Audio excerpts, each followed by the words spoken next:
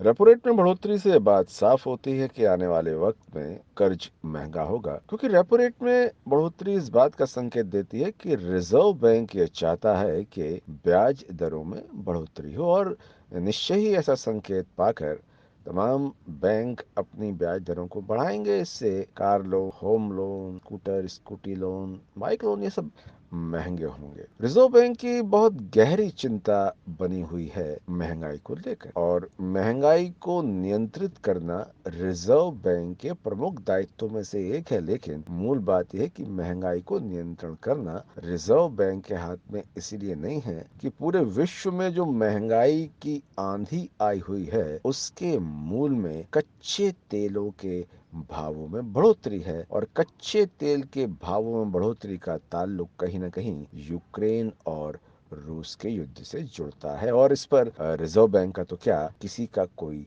बस नहीं है। तो मोटे तौर पर यह मान सकते हैं कि रिजर्व बैंक चिंतित है, परेशान है, कोशिश कर रहा है कि जैसे भी हो महंगाई नियंत्रण में आनी चाहिए। हाल का जो महंगाई का डेटा है उससे ये तो साफ होता है कि रिटेल महंगाई कम हो रही है, लेकिन ये कम वैसी नहीं हो रही जैसे रिजर्व बैंक की इच्छा के हिसाब से होनी चाहिए। यानी कि महंगाई का स्तर बहुत ऊंचा बना हुआ है। रिजर्व बैंक परेशान है, सरकार तो निश्चय ही परेशान है, क्योंकि महंगाई कहीं ना कहीं राजनीतिक तौर पर विपक्ष को एक मुद्दा और सरकार को एक गहरी चिंता का विषय देती है। अब मूल सवाल यह है कि रिजर्व बैंक का ऐसा अनुमान है, उतनी तेजी से अर्थव्यवस्था का विकास नहीं होगा जैसा अनुमान रिजर्व बैंक पहले लगा रहा था। लेकिन रिजर्व बैंक का ये अनुमान जो अभी है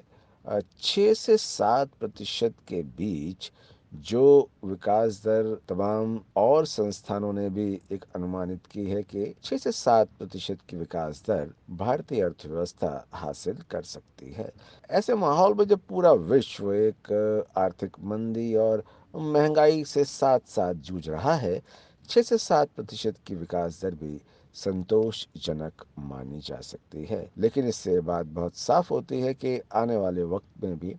तमाम ब्याज दरों में कमी आने के आसार नहीं हैं, और जब ब्याज दरों में कमी नहीं आती तो अब होम लोन अगर महंगा होगा तो होम खरीदने से पहले लोग कई बार सोचेंगे, कार लोन अगर महंगा होगा तो कार खरीदने से भी पहले कई बार सोचेंगे। तो ऑटोमोबाइल उद्योग कहीं ना कहीं एक तरह से दुष्प्रभावित हो सकता है, और ऑटोमोबाइल उद्योग ऐसा चाह सकता है कि कार लोन और ऑटो लोन महंगे हों, लेकिन रिजर्व बैंक फिलहाल उनकी इस इच्छा को पूरा करने की स्थिति में नहीं है।